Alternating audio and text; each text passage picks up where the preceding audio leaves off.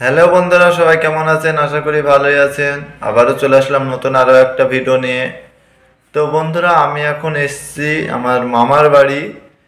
তো আজকে মামার বাড়ি আসার একটাই কারণ হচ্ছে কি যে মামার বাড়িতে এসেছি আমরা পিঠা খেতে। পিঠা যেগুলা ভাপা পিঠা এবং সিদ্ধ পিঠা বলে, যেগুলা আলো চাল, যেগুলা আতপ চাল বলে, সেই আতপ চালের আটা দিয়ে সেই পিঠাগুলা বানানো হয়। তারপরে একটা পানি একটা হাঁড়িতে রাখা হয়, সেই হাঁড়ির ওপরে ভাপ দিয়ে সেগুলা করা হয়।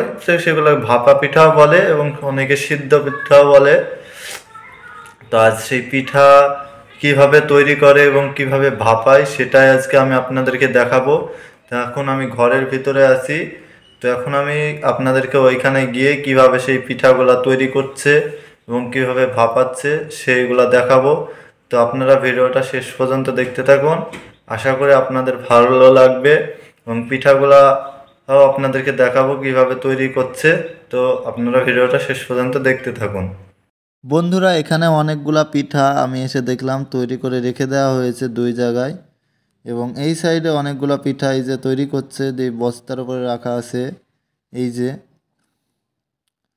এই হাঁড়িতেও পিঠা আছে, মানে এই পিঠাগুলো সিদ্ধ করে তুলে রাখা আছে হাঁড়িতে। আর এই যে এখানে পিঠা তৈরি করার জন্য যে আটা, যে ময়দা, সেটা দিয়ে যে পিঠার ছোট ছোট যে রুটি তৈরি করা হয় সেটা তৈরি করছে বড় করে, মানে গিলাস বা যে কোনো একটা জিনিস দিয়ে কাটা হচ্ছে। যেই পিঠাগুলো কেবলই সিদ্ধ করে আখা থেকে তুললো, আপনাদেরকে সমস্তটা দেখাচ্ছে আমি। এই যে এই আখায় পিঠাটা সিদ্ধ করা হচ্ছে, ভালো করে দেখেন। এই যে তুলে রাখা হলো, যে এই আখায় আছে, এটা দিয়ে ঢাকা আছে।